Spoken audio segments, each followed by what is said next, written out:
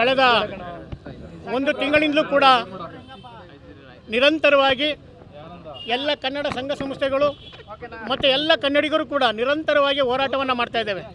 ಅದು ಕಮಲ್ ಹಾಸನ್ ರವರು ಕನ್ನಡ ಭಾಷೆಯ ಬಗ್ಗೆ ಅವರು ಹೇಳಿರುವಂಥ ಅವಹೇಳನಕಾರಿ ಆ ಮಾತುಗಳಿಗೆ ನಿರಂತರವಾಗಿ ಹೋರಾಟ ನಡೀತಾ ಇದೆ. ಮತ್ತು ಅವರ ಸಿನಿಮಾವನ್ನು ಕೂಡ ತಗ್ ಲೈಫ್ ಸಿನಿಮಾವನ್ನು ಕೂಡ ಕರ್ನಾಟಕದಲ್ಲಿ ಬಿಡುಗಡೆ ಮಾಡಬಾರ್ದು ಅನ್ನುವ ಉದ್ದೇಶವನ್ನು ಇಟ್ಟುಕೊಂಡು ನಿರಂತರವಾಗಿ ಹೋರಾಟವನ್ನು ಮಾಡಿದ್ವಿ.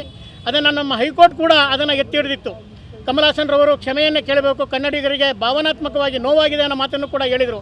ಆದರೆ ಈಗ ಸುಪ್ರೀಂ ಕೋರ್ಟು ಈ ಚಲನಚಿತ್ರವನ್ನು ಕರ್ನಾಟಕದಲ್ಲಿ ಪ್ರದರ್ಶನ ಮಾಡಬೇಕು ಅನ್ನೋ ಒಂದು ಹೇಳಿಕೆಯನ್ನು ಕೊಟ್ಟಿದೆ. ನಾವು ಸುಪ್ರೀಂ ಕೋರ್ಟಿನ ಏನು ಅವರು ಆದೇಶವನ್ನು ನಾವು ಸ್ವಾಗತಿಸ್ತೇವೆ. ಯಾಕೆಂದರೆ ನ್ಯಾಯಕ್ಕಿಂತ ಯಾರೂ ದೊಡ್ಡವರಲ್ಲ. ಆದರೆ ನಾವೆಲ್ಲರೂ ಕೂಡ ಸ್ವಾಭಿಮಾನಿ ಕನ್ನಡಿಗರು. ನಮ್ಮ ಕನ್ನಡಿಗರಿಗೆ ನಮ್ಮದೇ ಆದ ಸ್ವಾಭಿಮಾನ ಇದೆ. ನಾಡು ನುಡಿಯ ಬಗ್ಗೆ ನಮಗೆ ಭಾಳಷ್ಟು ಗೌರವಗಳಿದೆ. ನಮ್ಮ ಭಾಷೆಯ ಬಗ್ಗೆ, ನಮ್ಮ ನಾಡಿನ ಬಗ್ಗೆ, ನಮ್ಮ ಜಲಗಳ ಬಗ್ಗೆ ನಮಗೆ ನಮ್ಮದೇ ಆದ ಒಂದು ಔದಾರ್ಯ ಇದೆ. ಆದರೆ ಅದಕ್ಕೆ ಎಲ್ಲೂ ಕೂಡ ಕುಂದಾಗದ ರೀತಿಯಲ್ಲಿ ನಾವೆಲ್ಲರೂ ಕೂಡ ನಡ್ಕೋಬೇಕಾಗಿದೆ.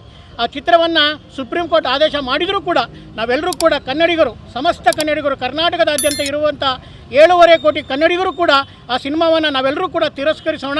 ಅದನ್ನು ನೋಡಲ್ಲ ಎನ್ನುವಂತಹ ಒಂದು ಚಿಂತನೆಯನ್ನು ಇಟ್ಟುಕೊಂಡು ಯಾವ ಚಲನಚಿತ್ರಮಂದಿರಗಳ ಎಲ್ಲ ಮಾಲೀಕರಿಗೆ, ಎಲ್ಲ ವಿತರಕರಿಗೂ ಕೂಡ ನಾವು ಕನ್ನಡ ಪರವಾದಂಥ ಚಿಂತನೆಗಳನ್ನ ಇಟ್ಕೊಂಡಿರುವಂಥ ಎಲ್ಲರಿಗೂ ಕೂಡ ನಾವು ಹೇಳೋದು ಒಂದೇ, ಈ ಚಲನಚಿತ್ರವನ್ನು ನೀವು ನಿಮ್ಮ ಚಿತ್ರಮಂದಿರಗಳಲ್ಲಿ ಯಾವುದೇ ರೀತಿಯಲ್ಲಿ ಬಿಡುಗಡೆ ಮಾಡಬೇಡಿ.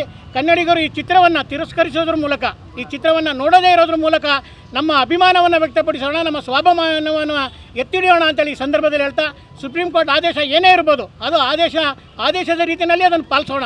ಆದರೆ ನಾವೆಲ್ಲರೂ ಕೂಡ ಆ ತಮಿಳು ಚಿತ್ರವನ್ನು ಮತ್ತು ಏನು ತಗ್ ಲೈಫ್ ಸಿನಿಮಾವನ್ನು, ಕಮಲ್ ಹಾಸನ್ ರವರ ಚಿತ್ರವನ್ನು ನಾವೆಲ್ಲರೂ ಕೂಡ ತಿರಸ್ಕರಿಸೋಣ.